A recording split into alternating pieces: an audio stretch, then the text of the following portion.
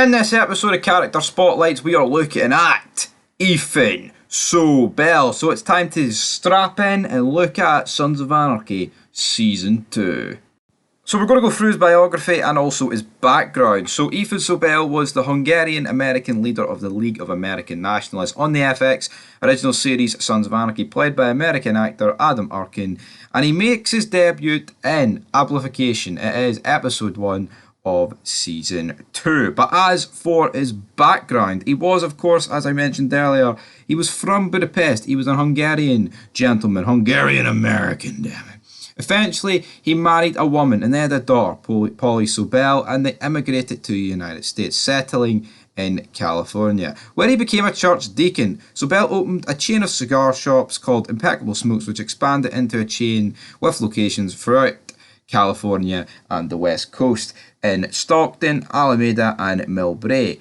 But he was dismayed, damn it, by criminal gangs bothering small businesses. He formed the League of American Nationalists, which became a powerful white supremacist business organisation comprised of numerous business people, clergymen, judges, and even senators. On the other hand, they were also allied with Aryan shot callers, AB members, and racist true believer A.J. Weston became his lieutenant. So after a number of years, eventually Zobelle was approached by the FBI, knowing that they could use him into bringing down criminal gangs and also tying the AB down. So, oh hell yeah, things aren't looking good. The FBI have approached him and he's had to accept it. So he began making deals with Hispanic prison gangs in Stockton and Pelican Bay. But during all this, his wife sadly passed away. It was about a year after he agreed to work with the FBI. She was killed in a drive-by shooting. So he began using his AB connections to take down street gangs. Most notably,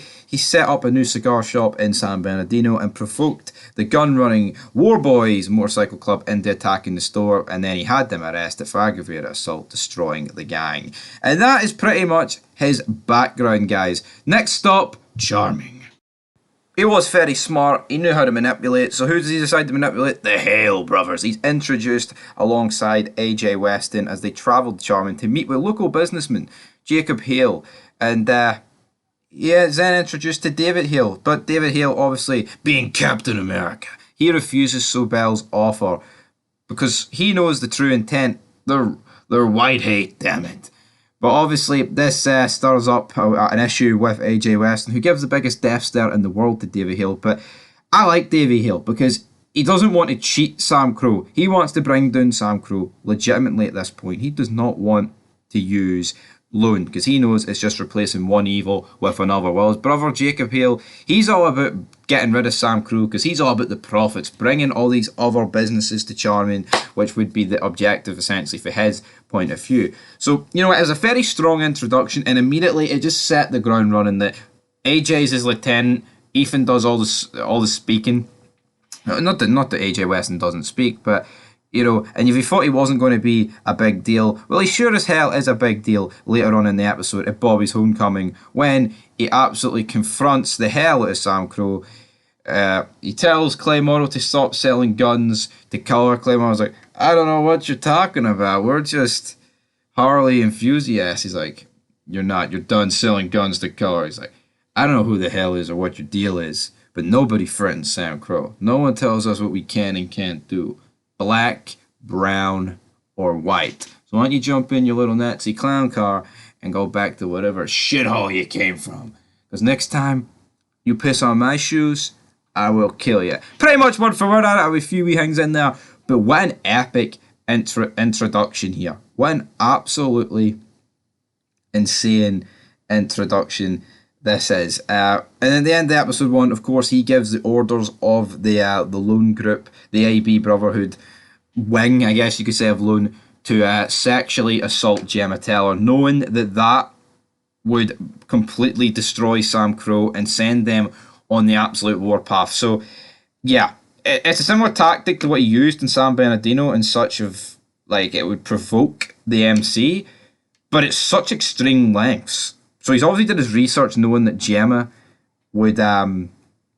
is crucial to this club and vital, But he underestimated Mr. Morrow, Mrs. Morrow, as he said so himself. Also, we do see that he has sparked a relationship with the Mayans. He secretly informs them of a gun deal between the Niners and the Sons, in which the Mayans attack that, steal a shipment, Bobby gets shot, and a few Niners get killed in the process, which Alvarez thanks him. But at this point, we already know something shady's going on, because not only does he lie to Weston about who he was on the phone to, we just knew that Weston and the AB aren't going to work with the Mayans, so especially Weston. I feel like the AB, of course, like throughout the show, like it's not like they're afraid to work. Well, I mean, they're not that they're ever afraid, but of course, Zobelle is doing this in order to pump the drugs, the heroin, into the prisons. So yeah, kind of weird though that the Weston doesn't find out this till very, very late into the series. We then go through a few episodes of where they can't really believe that Gemma's not told them, of course, but the Nords are pushing their meth and prostitution into Charmin, obviously on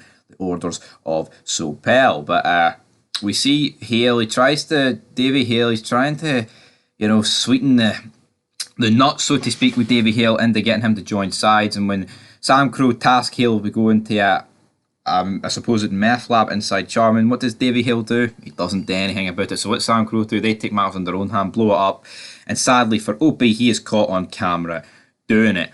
Oh, hell no. Not good. Not good, damn it. Then the next step, though, for Lone, they attack Otto. They blind him in his other eye. Next episode after that, they blow Chibs up, which completely, of course, in that episode with Otto, Sam Crow were torn about immediate retaliation. They voted no. And then after it, Chibs gets blown up, which then that absolutely sends retaliation into overdrive, prompting Sam Crow to go completely blind into essentially what is a setup here, because AKs and shotguns claim oral demands. Jax knows they're going into a trap with the PD on the way, but Clay doesn't care. He wants immediate retaliation, and they storm in. Cameras, Weston fires off the first couple of shots. All Sam Crow get arrested here. They are sent to prison, and then Opie is the only one on the outside. So at this point, this is when Lone have absolutely got Sam Crow at their weakest. Throughout this,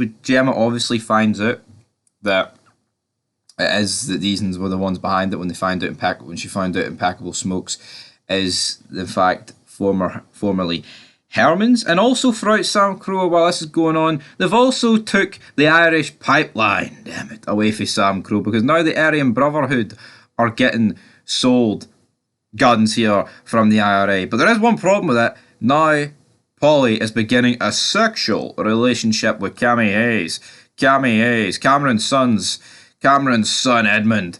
So yeah, not exactly good. And due to Weston's inability to deal with colour, Zobelle then promotes Ul effectively. I mean, it's not like official, but he trusts Ul more with the Mayans, because of course Zobelle does not want to tell Weston about this.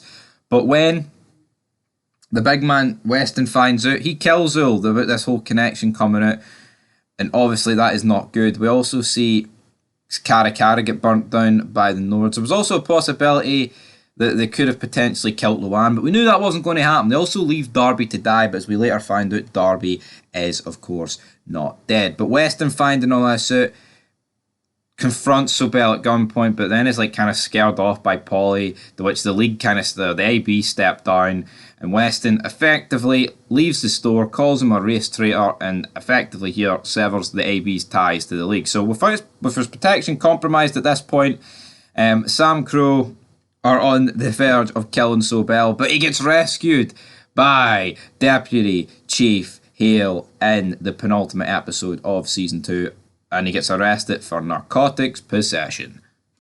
And as the Season 2 finale begins, we later find out that he is in fact working for the FBI. Oh, Unser can't believe it. Stahl can't believe it. The Sons can't believe it. And then this is when we get the Mexican standoff, damn it, where we have got the situation of the Mayans against the Sons, and eventually we have to leave.